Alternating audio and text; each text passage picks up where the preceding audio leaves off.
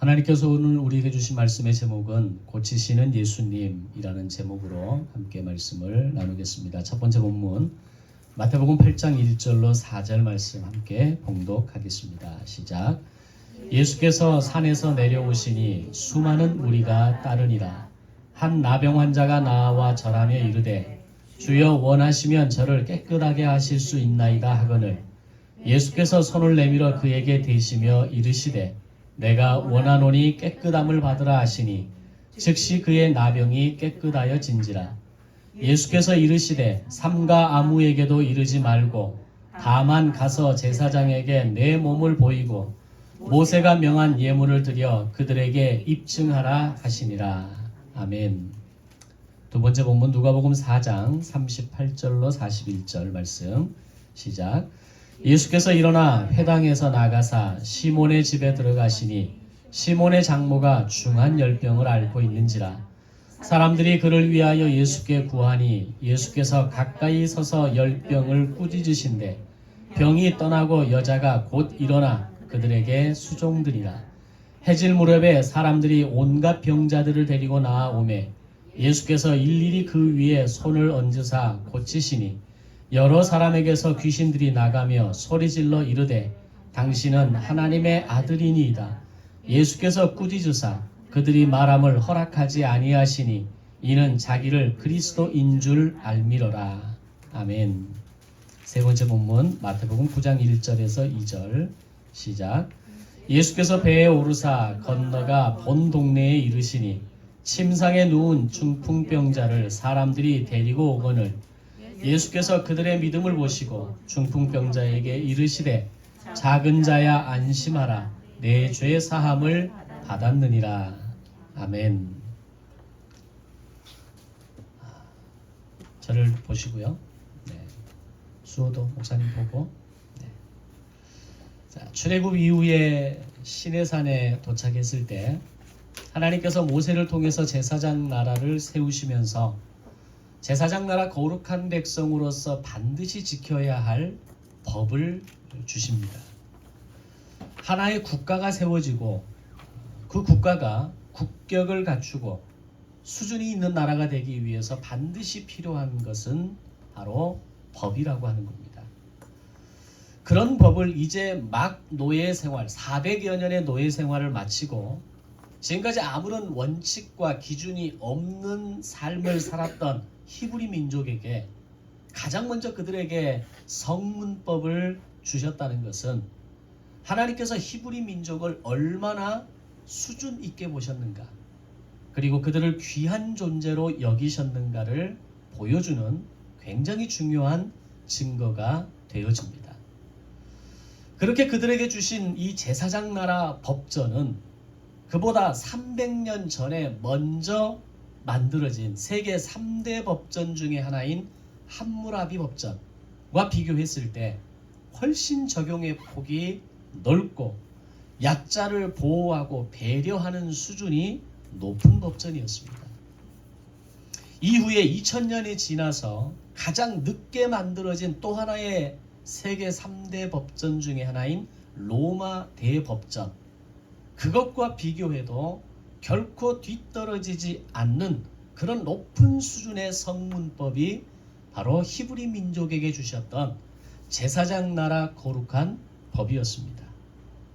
그렇게 이스라엘에게 주어진 이 제사장 나라 법이 가진 두 개의 핵심 주제는 하나는 하나님 사랑, 그리고 또 하나는 이웃 사랑, 이 두 개의 주제를 가지고 있었습니다. 그래서 우리가 성경을 읽어 내려가면서 발견하게 되는 것은 첫 번째, 인간이 어떻게 하나님을 사랑해야 하는가 라고 하는 것을 우리가 찾을 수 있고 배울 수 있습니다. 그리고 두 번째, 어떻게 이웃을 사랑할 수 있는가, 어떻게 이웃에 대한 사랑의 실천을 이루어야 하는가에 대해서 성경은 아주 매우 명확하게 그리고 자세하게 기록하고 있는 것을 보게 됩니다. 특히 복음서를 우리가 읽어 내려가면서 발견할 수 있는 것은 예수님께서 이웃 사랑에 대한 구체적인 사례들 그리고 실제들을 제시해 주시게 되는데 그 방법이 매우 적극적이고 혁신적이었다라는 것을 우리는 발견하게 됩니다. 제가 매우 적극적이고 가장 혁신적인 방법이라고 말했던 이유 중에 하나는 바로 그 방법 중에 하나가 병자들을 직접 찾아가시고 그들의 그 환부를 만지시고 그들을 치료해 주셨다라고 하는 겁니다. 과연 2000년 전 그 시대를 살았던 사람들에게 있어서 육체의 질병이라고 하는 것은 어떤 의미였을까요? 지금 21세기에 수많은 질병을 치료할 수 있고 고칠 수 있고 수술할 수 있고 심지어는 인공적인 어떤 장기와 바꿀 수 있는 지금의 이 의료 기술과 비교했을 때 2000년 전의 의료 기술이라고 하는 것, 의학이라고 하는 것, 의원이라고 하는 것은 그들이 할 수 있는 어떤 그 역량은 굉장히 제한적이었을 것이다 라는 겁니다. 아마 대부분의 사람들이 질병에 걸렸다라고 하는 것은 그것은 곧 죽음을 의미하는 경우가 훨씬 더 많았을 거라는 겁니다. 불과 몇 년 전, 몇십 년 전, 몇백 년 전 오늘 이 대한민국, 이 조선 땅, 또 이 나라 가운데 역사에서도 이 질병이라고 하는 것은 모든 국민들이, 모든 백성들이, 모든 민초들이 너무나 쉽게 접할 수 있는 영역은 절대 아니었다라는 겁니다. 그렇게 보면 2000년 전 예수님 시대에 있어서 질병이라고 하는 것은 바로 죽음이라고 하는 것을 연상할 수 있을 정도로 많은 사람들이 죽음에 노출되어지는 그런 시대를 살았던 모습이었다라는 것을 우리는 깨닫게 됩니다. 그렇게 본다면 건강한 사람이 병자에게 가까이 다가간다는 것이 그러나 그렇게 누구나 쉽게 할 수 있는 일이었겠습니까? 지금 우리가 2년 약 반 정도, 3년이 가까운 시간 이 속에서 코로나라고 하는 이 질병으로 인해서 우리가 마스크를 쓰고 만나고 서로가 함께 한 자리에 앉아 있는 것을 부담스럽게 여겼던 시간이 불과 몇 개월 전입니다. 지금도 많이 좀 자유스러워졌다, 뭐 좀 더 위드 코로나의 시대가 되어졌다라고 해서 좀 더 편하긴 하지만, 그러나 사실 이제는 습관적으로 많은 사람들이 모인 곳에 가서는 마스크를 쓰게 돼 있습니다. 그렇다면 오늘 그 예수님의 시대 속으로 들어갔을 때 그 병자들의 삶의 자리로 들어가서 그들의 상처를 만지고 그들과 얼굴을 마주 대하면서 그들의 마음을 만지는 것이 과연 일반적이었겠느냐라고 하는 겁니다. 그래서 매우 적극적이고 매우 혁신적인 방법으로 사랑을 실천하셨다라고 말하고 있는 겁니다. 가벼운 상처와 병증은 문제가 될 수도 없을 수도 있겠지만 앞에서 말씀드린 것처럼 예수님 시대에 사람들이 앓았던 질병 가운데 어느 것 하나도 그저 가벼운 상처, 가벼운 병증이라고 말할 수 있는 것은 사실 거의 없었을 겁니다. 넘어져서 잠시 까지고 깨지는 정도? 뭐 그것 이상을 넘어가는 원인 불명의 감염과 전염에 의한 질병은 그 옆에 누가 가까이 다가갈 수 있었겠습니까? 실제로 예수님께서 만나셨던 병자들을 봐도 매우 다양합니다. 심지어는 21세기를 살아가는 오늘날도 쉽게 다가갈 수 없는 질병들이 그 시대 가운데 허다했다라는 겁니다. 그런데 예수님께서는 바로 그런 시대를 살아가시면서 적극적이면서도 매우 혁신적인 방법으로 사람들을 찾아가시고 그들의 병을 고치시는 사역을 통해서 많은 능력들을 나타내십니다. 때로는 말씀으로, 때로는 환자들에게 직접 손을 대어 고치시는 것으로, 때로는 귀신 들린 자들까지도 그들을 온전하게 하는 기적을 행하셨으며 침대에 하루 종일 누워서 중풍병자로 살아갈 수밖에 없는 그런 인생들을 고치시는 내용들이 복음서를 읽어가다 보면 숱하게 우리가 만나는 이야기들의 전개입니다. 바로 오늘은 그런 예수님의 고치시는 사역에 대해서, 고치시는 예수님에 대해서 함께 말씀을 나누어 보고자 합니다. 예수님의 3년의 공생애를 크게 5가지로 정리해 볼 수 있습니다. 첫 번째, 먹이시고 고치시고 가르치시고 용서하시고 기도하시는 일, 이렇게 5가지로 분류할 수 있습니다. 한번 따라서 해볼까요? 먹이시고 고치시고 가르치시고 용서하시고 기도하셨다. 이 5가지 핵심적인 사용들이 복음서를 읽어가다 보면 우리가 속속들이 만나게 되고 그런 사역이 얼마나 구체적으로 이루어졌는가를 발견하게 됩니다. 그 중에 한 가지 사역이 바로 고치시는 사역이었습니다. 예수님은 이 공생의 3년 동안 수많은 환자들을 고쳐주셨습니다. 특히 복음서를 읽어보면 그 어떤 사역보다 두드러지게 자주 나타나는 것이 바로 예수님의 고치시는 사역이었습니다. 왜 그럴까요? 그만큼 그 시대가 의료기술이 발달하지 않는 것도 이유겠지만 당시의 시대를 살아가는 사람들 대부분이 의료 혜택을 받을 수 없는 열악한 삶을 식민지의 백성으로서의 삶을 살아가는 사람들이었기 때문입니다. 당시의 삶을 살았던 보통의 서민들은 먹을 것을 해결하기도 힘들었을 겁니다. 자신이나 가족의 병이 걸려 죽어가는 상황에서도 그거를 해결할 수 있는 방법이 없었을 겁니다. 그만큼 식민지 백성들의 삶은 배고프고 아프고 그렇게 죽어갔을 겁니다. 그런 시대의 모습을 이해할 수 있는 한 예가 요한복음 5장에서 나오는 베데스다 연못에 38년 된 병자의 이야기입니다. 제가 이 정도 얘기를 하면 그 그림이 대충 그려지시죠? 예루살렘 성의 12문들 가운데 양문을 통해서 들어가면 가장 먼저 접할 수 있는 것이 베데스다 연못입니다. 지금도 성지순례를 가면 양문을 통해 들어갔을 때 기원 후 5세기에 발견된 베데스다 연못이 지금도 여전히 있습니다. 물론 물은 다 바닥이 나서 그냥 큰 구덩이에 어떤 건축물에 남은 잔해처럼 보이지만 그곳이 베데스다 연못이다라고 하는 어떤 이 학자들의 견해는 거의 공통입니다. 그런데 이곳에 연결된 전설 중에 하나가 성경에 기록됩니다. 뭐라고 합니까? 천사가 내려와서 그 못이 움직일 때, 물결이 일어날 때 가장 먼저 연못에 들어가는 사람이 병을 나을 수 있다더라 라는 것이 전설이었습니다. 이 이야기를 아는 병자들은 아마 모두 병자라는 병자들은 연못에 들어가기 위해서 이 연못 주변에 모여들었을 겁니다. 그리고 연못에 물결이 일 때마다 사람들은 죽어라 달려가거나 가족의 도움을 받아 그 물속으로 들어가기를 원했을 겁니다. 그래서 실제로 나았느냐 낫지 않았느냐 이게 중요한 게 아닙니다. 그들에게는 이 방법을 통해서라도 나을 수 있다라고 하는 희망이 그들에게 있었고 이 희망을 가능하게 하는 전설이 그들에게 내려오고 있었다라는 겁니다. 그런데 38년 된 병자는 스스로 몸을 움직일 수도 없었고 그를 도울 가족 또한 없었기에 결정적인 순간에 이 연못으로 가장 먼저 들어가는 기회를 늘 놓치고 있었던 겁니다. 그런 그가 연못에 들어가는 것이 아닌 예수님을 만나는 순간 그 시간을 통해서 자신의 병 고침을 받고 자신의 자리를 들고 일어나서 고통과 질병을 털어내는 이야기가 요한복음 5장에 기록됩니다.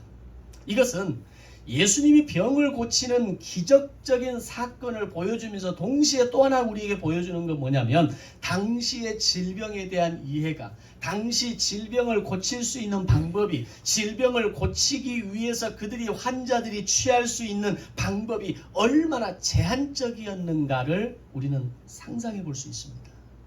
이런 말도 안 되는 이야기가 병자들에게는 희망 회로로 돌았고 그 희망을 붙들고 그 베데스다 연못 주변에 어쩌면 수백 명의 사람들이 늘 매일 자리를 지키며 살았을 겁니다. 바로 예수님은 그런 백성들을 불쌍히 여기시고 그들을 때로는 먹이시고 때로는 그들에게 고치시는 사역을 통해서 그들에게 다가가셨던 겁니다. 이와 유사하게 약 100년 전 우리나라에 처음 복음이 들어왔을 때 선교사들이 이 조선 땅을 바라보면서 무엇이 이 땅에 가장 필요한가를 살폈을 때 가장 먼저 신경을 쓰면서 세웠던 것이 바로 병원과 학교였습니다. 이유가 뭡니까? 대부분의 가난한 이 조선의 백성들이 배움의 기회를 갖지 못했기 때문입니다. 또한 자기 이름 석자도 제대로 쓸 수 없는 사람이 허다했고 그 자녀들의 이름은 개똥이, 소똥이, 무슨 돼지 이런 이름들을 마음대로 쓰면서도 그게 무슨 의미인지를 모르는 겁니다. 그런 인생이 병원이나 의원을 통해서 치료를 받는다는 게 가능이나 했겠습니까? 그런 조선의 백성들에게 선교사들은 예수님의 핵심 사역들을 그대로 벤치마킹합니다.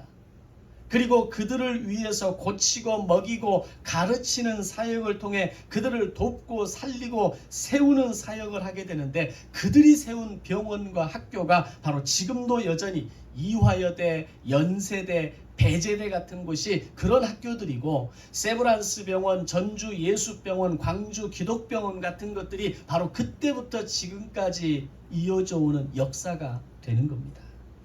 다시 본문으로 돌아오겠습니다. 그런데 예수님께서는 그렇게 수많은 환자들을 고쳐주시면서 고침을 받은 사람들에게 한 가지 공통적인 다짐을 하십니다. 뭡니까? 다른 사람들에게 이 사실을 말하지 말라는 겁니다. 그냥 우리의 속된 개념 같으면 이런 사실들은 널리 알려서 많은 사람들이 예수님에게로 나아오게 하고 나의 이름을 드러내고 예수님이 하고자 하는 그 일들을 빨리 하는 것이 맞는 것이 아니냐라고 생각할 수 있겠죠. 그런데 예수님은 그들의 입을 단속하시면서 이 사실을 사람들에게 말하지 말아라. 왜 그랬을까요? 이유는 예수님이 이 땅에 오신 본질적인 이유가 의원의 사명을 가지고 이 땅에 오신 것이 아니라 예수님에 대한 관심, 예수님이 가지고 있는 궁극적인 목적이 전혀 다른 방향, 본질적인 방향이 달랐기 때문입니다. 그래서 사람들이 예수님을 의원으로 이해하고 그렇게 자신들을 고치는 분으로만 이해했을 때에는 사람들의 관심이 전혀 다른 방향으로 쏠릴 수 있었기 때문에 예수님은 그들의 입을 단속하셨던 겁니다. 자, 그러면 예수님이 그렇게 말씀하셨다고 해서 고침을 받은 사람들이 다른 사람들에게 말하지 않았을까요? 우리의 언어적인 습관이 뭐가 있습니까? 내가 너한테만 얘기해 줄게. 너만 알아. 내가 너를 너무 생각해서 내가 이 비밀은 누구한테도 말 안 하는 건데 내가 너만 가르쳐 주는 거야. 이런 언어적인 습관이 2000년 전이나 지금이나 똑같습니다. 흐르는 물은 막을 수 없고 부는 바람은 막을 수 없듯이 예수님에 대한 소문은 강물처럼 사람들의 입에서 입으로 전해져 갔을 겁니다. 그래서 예수님이 가는 곳마다 병자들은 몰려들었을 것이고 예수님의 이 말씀과 손길을 통해서 심지어는 그 옷깃에 손을 대는 것만으로도 치유되는 역사가 일어납니다. 아멘. 그런데 이런 상황과 다짐하셨던 것과는 달리 어떤 특별한 상황에서는 지금까지와는 전혀 다른 말씀을 하시게 되는데, 바로 나병 환자를 고치셨을 때에는 오히려 제사장에게 가서 너희 몸을 보이라고 말씀합니다. 그것이 오늘 첫 번째 본문의 말씀입니다. 이런 예수님의 모습은 이번뿐만 아니라 이후에 누가복음 17장에서 10명의 나병 환자가 예수님께로 나왔을 때 자신들이 가진 병으로 인해서 예수님께 가까이 오지 못하고 저 먼 발치에 서서 예수님 우리를 긍휼히 여겨주세요, 예수님 우리를 불쌍히 여겨주세요 라고 외쳤을 때에도 예수님의 말씀은 제사장들에게 가서 너희 몸을 보이라는 것이었습니다. 이것은 지금까지 다른 환자들의 병을 고치실 때 말씀하신 것과는 전혀 다르게 유독 나병 환자들에게 그렇게 말씀하신 이유가 뭘까요? 1번, 예수님께서 다른 병은 잘 고치셨는데 나병에 대해서는 자신이 없으셨다. 2번, 나병은 자신의 전문 분야가 아니기에 자신의 실력이 뽀록날까봐 제사장에게 떠넘기셨다. 몇 번일까요? 어느 것도 아니죠. 예수님이 나병에 대해서 그렇게 말씀하신 이유는 오직 한 가지 이유였습니다. 당시 제사장 나라 율법에 기록된 나병의 규례가 나병에 걸렸을 때에는 제사장을 통해서 나병이 발병되었음을 선고받듯이 나병이 나았을 때도 제사장을 통해서 확인을 받아야만 다시 사회로 복귀할 수 있는 시스템이었기 때문입니다. 이것은 레위기 13장 14장에 기록된 제사장 나라법의 나병 규례로 제사장이 직접 진찰하고 그것을 나았음을 선포할 때 비로소 나병 환자는 정결 예물을 드릴 수가 있었고 다시 자기의 삶의 자리로, 가정의 자리로, 남편, 아내, 부모, 자녀의 자리로 돌아갈 수 있었기 때문입니다. 바로 이 제사장 나라법의 나병 규례로 인해서 다른 질병에 대해서는 소문내지 말아라, 입 밖에 내지 말아라 라고 단속하시면서도 나병에 대해서만큼은 제사장에게 가서 몸을 보이라 라고 말씀하신 겁니다. 그렇다면 나병 환자가 제사장 나라법을 따라서 제사장을 먼저 찾아가서 완치를 확인받고 정결 예식을 행하는 이 법은 언제부터 언제까지 유효한 법이었을까라고 하는 겁니다. 그것은 바로 1500년 전 모세를 통해 주셨던 그때 레위기 13장과 14장에 나오는 나병 환자의 법이 기록된 그 순간부터 예수님이 십자가 위에서 다 이루었다라고 말씀하신 바로 그 순간까지 1500년 동안 지속되어진 법이었다는 겁니다. 다시 말해 예수님께서 십자가 위에서 다 이루었다라고 말씀하신 후부터는 나병 환자가 자신의 병이 완치되었다고 예물을 들고 제사장을 찾아가서 정결 예식을 행하는 것은 하나님 나라에서는 오히려 불법이 되었습니다. 그러나 아직 지금은 십자가의 그 순간이 완성되기 전이었기에 예수님께서는 지난 1500년 동안 지속되어 온 이 법을 그대로 유효하게 지키시고 나병 환자의 규례를 당신이 먼저 지키시면서 제사장에게 가서 몸을 보이라 라고 말씀하셨던 겁니다. 만약에 레위기 13장, 14장의 말씀이 없었다면 예수님께서는 나병 환자를 고치신 이후에도 다른 병자들에게 주의를 주셨던 정도에서 말씀을 그치셨을 겁니다. 하나님께서 모세에게 주신 이 소중한 제사장 나라법이 아직 유효했기에 예수님께서는 그 법을 그대로 지키셨던 겁니다. 이것이 의미하는 것은 예수님께서는 결코 율법과 선지자, 다시 말하면 구약을 폐하러 오신 분이 아니라 완전하게 하시기 위해서 오신 분이고 십자가 그 순간을 통해서 구약의 모든 말씀들을 완벽하게 완성하셨다는 겁니다. 아멘. 그렇다면 오늘 우리가 구약의 말씀을 어떻게 바라보고 그 말씀을 어떻게 나에게 적용해야 하는가가 분명해집니다. 예수님께서 오셔서 십자가의 그 순간을 완성하셨기에 이제 더 이상은 구약의 말씀은 필요 없는 말씀이 아니라 예수님께서도 십자가의 그 순간을 다 이루시기까지 신실하게 지키셨던 것처럼 우리는 구약의 말씀을 바르게 이해하고 그 말씀을 제대로 지키고 살아낼 때 오늘 우리의 말씀에 대한 이해의 폭이 넓어지게 된다는 겁니다. 그 말씀에 대한 이해와 말씀의 능력을 통한 풍성함이 더 커지게 된다는 겁니다. 그래서 구약은 반드시 공부해야 되는 책이고 그 구약의 공부의 내용을 통해서 십자가 사건을 완성된 그 결과물을 가지고 오늘 우리의 삶에서 지켜내는 겁니다. 이제 고치시는 예수님의 이야기를 좀 더 하겠습니다. 예수님은 병자들을 고치실 때 말씀만으로도 고칠 수 있는 능력을 충분히 가지고 계셨습니다. 동시에 말씀의 능력을 뛰어넘어서 당신의 손을 부지런히 사용하시면서 병든 자, 약한 자들을 어루만지시는 이 혁신적인 방법을 통해서 고치시기도 하셨습니다. 그것이 오늘 두 번째 본문의 말씀입니다. 예수님께서 직접 손으로 만지시면서 병자들을 고친 예는 성경에 계속해서 기록됩니다. 마태복음 8장에서는 나병 환자를 손으로 만져주셨고 오늘 두 번째 본문에서 베드로 시몬의 장모의 열병을 말씀으로 고치셨다고 기록하지만 동일한 사건을 기록하는 마태복음 8장에서는 베드로 장모의 손을 만지시니 열병이 떠나가고 여인이 일어나 수종들었더라 라고 기록합니다. 마태복음 9장에서는 회당장 야이로의 딸을 손으로 만져 고치셨고 마가복음 7장에서는 귀먹고 말 더듬는 사람을 손으로 만져 고치셨습니다. 마가복음 8장에서는 맹인을 손으로 만져 고쳐주셨고 이후에는 우리 모두를 고치시기 위해서 십자가 위에서 못 박히셨던 겁니다. 아멘. 그 예수님은 지금도 우리의 육체의 연약함을 아시는 분이고 나를 치료하시는 분이시며 고치시는 하나님이신 것을 믿습니다. 그렇다면 어떻게 해야 합니까? 나의 육체의 질병과 연약함 위에 손을 얹고 기도해야 합니다. 그분은 말씀을 통해서 또는 직접 나를 만지시는 것을 통해서 내 마음을 만지시는 것을 통해서 더 나아가 십자가의 보혈을 통해서 치료하시는 하나님이시기 때문입니다. 세상의 의료기술이 아무리 발달하고 아무리 약에 대한 기술이 어떤 그 능력들이 탁월해진다 할지라도 오늘 예수님의 이 고치시는 능력을 능가할 수는 없는 겁니다. 그렇다면 오늘 나의 연약함을 위해서, 내 자녀의 연약함을 위해서, 내 마음의 연약함을 위해서, 내 육체에 해결되지 않는 질병을 위해서 그 위에 손을 얹고 기도하는 것이 바로 오늘 이 메시지를 통해서 고치시는 예수님을 통해서 우리에게 말씀하시는 하나님의 명령이라는 겁니다.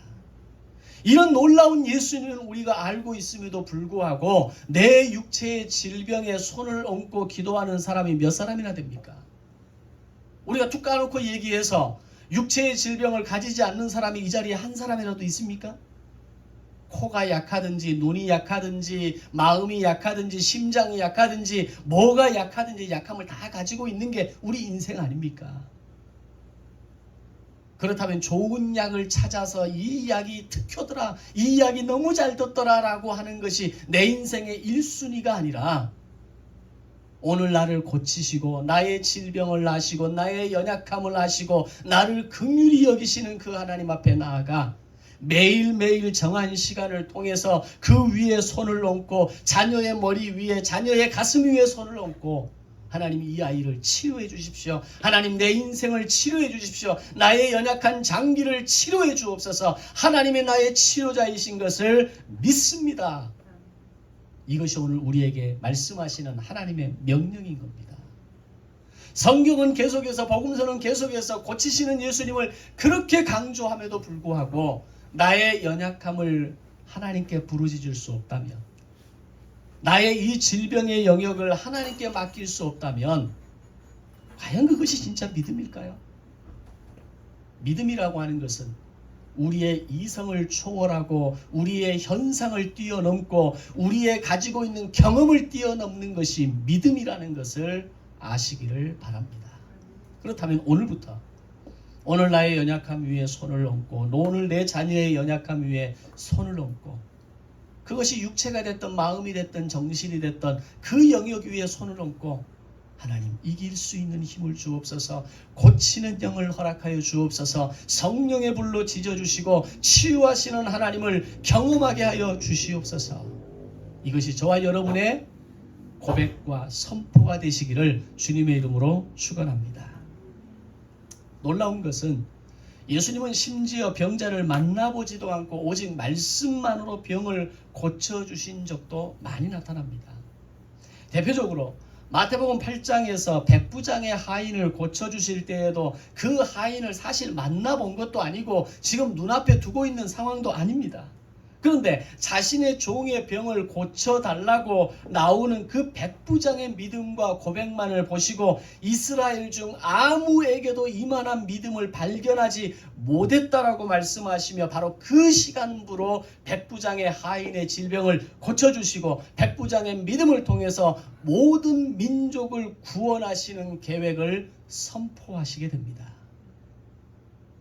심지어는 내 이 자리에 없을지라도, 심지어는 이 예배의 자리에 나오지 못할지라도, 심지어는 예수님을 아직 만나지 못한 영혼이라 할지라도 내 남편을 위해서, 내 자식을 위해서, 나의 이웃과 나의 지인을 위해서 기도할 때 하나님은 누구의 믿음을 보신다고요?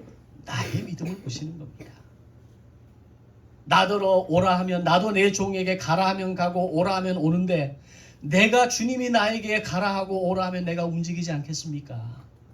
백부장의 믿음의 수준은 거기까지 간 겁니다. 이렇게 고치시는 예수님을 바라보던 마태가 중요한 이야기를 하게 되는데, 우리의 연약한 것을 친히 담당하시고 병을 짊어지시기 위해 메시아가 오신다라고 기록한 이사야의 말씀을 언급합니다. 마태의 이 기록이 왜 중요한가 하면은, 마태의 고백은 예수님께서 왜 이 땅에 오셨고 그분이 병자들을 고치시는 이유가 무엇인가를 정확히 이해하고 기록한 말씀이기 때문입니다. 만약에 복음서의 기록이 예수님께서 병자들을 고치는 이야기로만 기록되었다고 생각해 보십시오. 그러면 사람들의 관심은 어디 있겠습니까? 그곳에 가면 그 사람을 만나면 용한 의원이다더라, 그 사람을 만나기만 하면 오늘 어떤 것으로도 해결할 수 없었던 질병이 고침을 받았다더라 라고, 그리고 그분이 바로 예수라는 젊은이더라, 이 말만 사방팔방으로 퍼졌을 겁니다. 그러나 예수님의 먹이시고 고치시고 가르치는 사역의 궁극적인 목표는 바로 하나님의 나라를 이루는 것이고 하나님의 아들로서 메시아로서 이 땅에 오셔서 하시는 그 여러 가지 사역 중에 하나일 뿐이고 그분은 바로 하나님의 아들 메시아로 오셨다라는 것을 마태는 다시 언급하고 있는 것입니다. 즉 예수님은 단지 의원으로 병자를 고치는 탁월한 능력을 가진 사람으로 이 땅에 오신 것이 아니라 구약에 기록된 대선지자 이사야가 기록한 것처럼 메시아로 오신 분이고 우리를 구원하기 위해서 오신 분이고 오늘 우리의 연약함을 담당하시고 우리의 질병을 치료하시는 능력을 가지신 분이라는 것을 상기시키고 있는 겁니다. 바로 그런 목적을 드러내는 그런 분명한 목적을 드러내는 케이스가 바로 한 중풍병자를 고치는 사건입니다. 오늘 세 번째 본문의 말씀입니다. 여기에서도 이전의 병자들을 고치는 모습과 비교했을 때 굉장히 분명하게 구별되는 하나의 내용이 다시 등장합니다. 그것은 한 중풍병자의 병을 고치시면서 그 중풍병자의 침상을 메고 온 네 사람의 믿음을 보셨다는 겁니다. 이것은 어쩌면 백부장의 하인을 고치실 때 그 백부장의 믿음을 보신 것과 같은 맥락입니다. 근데 여기서 한 단계 더 나아가서 오늘 이 중풍병자를 고치는 사건 속에 나타나는 중요한 변화는 예수님의 관심이 예수님이 하시는 말씀 가운데 드러나는데 네 죄사함을 받았느니라 라는 말씀입니다. 지금까지 예수님의 병자들을 고치시는 사역의 중요한 동기는 그들을 불쌍히 여김이었습니다. 의원도 없고 고침을 받을 길도 없고 무지한 백성으로 살아가는 그들을 위해서 먹이시고 고치시고 가르치시는 사역들을 해오셨습니다. 그런데 그것과는 그런 어떤 지금까지의 사역과는 다르게 이번에는 그 중풍병자를 고치시는 상황 가운데 네 죄사함을 받았다라고 말씀하셨다는 겁니다. 지금까지는 네 병이 나았다, 네가 고침을 받았다라고 하는 단순한 치유의 선언이었다면 이번에는 그들의 믿음에 관심을 가지신 것과 아울러 중풍병자를 향해서는 네 죄사함을 받았다는 말씀이 뭘 의미하는 겁니까? 죄사함의 권세가 예수님에게 있다라는 것을 선포하신 겁니다. 당시에 그 자리에 있었던 많은 사람들은 이 상황을 바라보면서 그들의 관심은 중풍병자가 나았다라고 하는 사실만이 눈에 보였을 겁니다. 그런데 이 똑같은 상황을 보면서 매우 이 상황을 불편하게 보는 사람들이 있었습니다. 그걸 마태는 놓치지 않고 정확하게 표현합니다. 어떤 서기관이 예수님의 말씀을 듣고 신성모독으로 받아들였다는 겁니다. 예수님은 이 사건을 통해서 당신은 병자를 고치시기 위해 오신 것만이 아니라 모든 인생들의 죄를 사하실 수 있는 권세와 능력이 있으신 분이신 것을 마침내 드러내신 겁니다. 그렇다면 오늘 우리가 나의 인생에서 만나야 하는 예수님은 어떤 분이어야 하는가가 분명해지게 됩니다. 먼저는 나의 연약함과 인생의 문제와 육체의 질병을 치료하시는 그런 살아계신 하나님이시라는 사실을 알고 나의 문제를 해결하고 나의 질병과 아픔을 치유하시는 하나님을 만나야 합니다. 그리고 더 나아가 내가 만나야 할 예수님은 나의 죄와 어두움을 해결하시는 분이시며 내가 해결할 수 없었던 이 모든 죄의 권세를 한 번에 해결하시는 죄사함의 능력을 가지신 그 예수님을 믿음으로 인해 영원한 생명을 허락받는 그 만남을 가져야 한다는 겁니다. 이 둘 중에 어떤 예수님을 먼저 만나야 하는가는 크게 중요하지 않습니다. 왜냐하면 성경에 보면 사람마다 순서가 다릅니다. 속도가 다릅니다. 그러나 나의 죄를 사하시고 나에게 영원한 생명을 허락하시는 분이 오늘 그 하나님이 나의 하나님이라는 것을 먼저 만나는 사람도 있습니다. 때로는 내 인생의 문제와 아픔과 질병을 해결하시는 하나님을 만나는 경우가 먼저 나타나는 경우도 있습니다. 케이스로 보면 후자의 경우가 훨씬 더 많습니다. 은혜를 먼저 경험하고 나의 필요를 먼저 간구하고 하나님께 내 인생의 물질과 건강과 어떤 질병과 관계의 문제를 해결하기 위해서 먼저 하나님을 찾고 구하는 경우가 훨씬 더 많다는 겁니다. 그러나 중요한 것은 어떻게 예수님을 만났든지 간에 반드시 이 두 가지의 만남을 모두 경험하는 신앙이 되어야 한다라는 겁니다. 그렇게 되면 나의 현재만을 책임지시는 하나님이 아니라 나의 과거와 미래를 모두 책임지시는 분이 하나님이시며, 나에게 영원한 생명을 약속하신 하나님께서 나의 인생의 순간순간에 만나는 고통과 아픔과 눈물마저도 씻기시고 구원하시는 하나님이심을 함께 경험할 수 있다는 겁니다. 그런데 많은 사람들이 가진 오류는, 믿음의 오류는 이 둘 중에 하나만을 붙잡고 간다는 겁니다. 이 둘 중에 하나도 겨우겨우 붙잡는 것이 우리 믿음의 실체입니다. 매번 은혜를 구하고 문제를 해결받기만을 원하고 내 인생의 질병과 고통만 해결되기를 바라면서 평생을 그 수준으로 신앙생활하는 사람도 적지 않습니다. 예수님을 정말 나의 인생의 구원자로 내 생명의 능력으로 영원한 생명을 주시는 분으로는 만났지만, 오늘 나의 시간과 현재 속에서 나의 인생의 문제를 해결하시고 지금 여기에서부터 천국을 살아갈 수 있는 그런 소망을 가진 하나님을 만나지 못하는 사람들도 있다는 겁니다. 중요한 것은 오늘 이 두 가지의 하나님과의 만남을 함께 만나야 합니다. 은혜의 하나님, 문제를 해결하시는 하나님 만나야 하고, 오늘 나의 인생에 영원한 생명을 주시는 하나님을 만나는 것에도 함께 관심을 가져야 합니다. 우리의 자녀들에게도 그것을 가르쳐야 합니다. 오늘 너의 학교의 문제, 너의 어떤 인생의 문제, 너의 비전의 문제, 직장의 문제, 학업의 문제, 그것들을 하나님께 구하고 정직하게 아뢰며 하나님의 은혜를 구하고 도우심을 구하는 것이 얼마나 필요한지를 가르쳐야 합니다. 동시에 네가 인격적으로 하나님을 만나고 너에게 영원한 생명을 허락하시고 너에게 죄사함의 권세를 가지신 하나님을 네가 만나야 한다는 것을 가르쳐 줘야 합니다. 그래야 과거와 현재와 미래의 나의 인생이 모두 풍성함을 경험하게 되는 겁니다. 천국에 대한 소망은 있는데 현재의 인생의 기쁨을 맛보지 못한다면 그것은 고치시는 예수님에 대한 이 놀라운 능력을 경험하지 못하고 사는 것과 같은 겁니다. 오늘 나의 이 현재의 인생에 만족하고 살아가고 이것이 전부라고 생각한다면 영원한 천국에 대한 소망을 누리지 못하고 오늘 이 땅의 삶이 전부인 것처럼 살아가는 인생에 불과한 것이 되고 마는 겁니다. 예수님과의 만남은 바로 이 두 가지의 만남을 함께 가지게 될 때 건강하고 성숙하고 풍성한 믿음이 된다라고 하는 것을 깨달으시기를 바랍니다. 사랑하는 성도 여러분, 고치시는 예수님을 만나시기 바랍니다. 육체의 질병을 고치시고 문제를 해결하시고 내 아픔을 해결하시는 하나님을 만나시기를 바랍니다. 동시에 나의 죄를 사하시고 영원한 생명을 약속하시고 허락하시는 그 하나님을 반드시 만나시기를 바랍니다. 기도하겠습니다. 생명의 주가 되시는 하나님 감사합니다.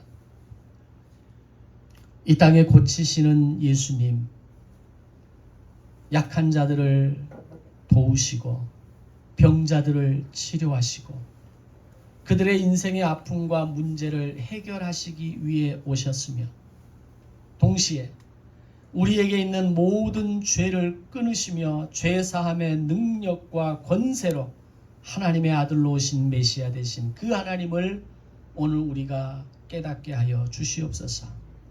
나의 믿음의 영역이 어느 한쪽에 치우친 믿음에서 겨우겨우 허덕이고 따라가는 믿음이 아니라 오늘 이 두 가지의 고치시는 예수님, 죄사하심의 능력을 가지신 그 예수님을 동시에 만나고 동시에 경험하고 충분히 경험하는 복되고 풍성한 믿음의 인생들이 되게 하여 주시옵소서. 육체의 질병과 어려움을 안고 살아가는 성도들이 있습니까? 그들 위에 안수하시고 육체와 마음과 정신과 영혼이 치료받는 역사를 허락하여 주시옵소서. 여전히 죄 가운데 묶인 바 되어 어둠 속에서 고통 속에서 영적인 암흑 속에서 살아가는 성도들이 있습니까? 죄사함의 권세를 가지신 예수님께서 그들을 향해 죄사함을 선포하시고 그 능력으로 말미암아 영원한 생명을 향해 나아가는 거룩하고 복된 성도들이 되게 하여 주시옵소서. 감사드리오며 예수님의 이름으로 기도드리옵나이다. 아멘.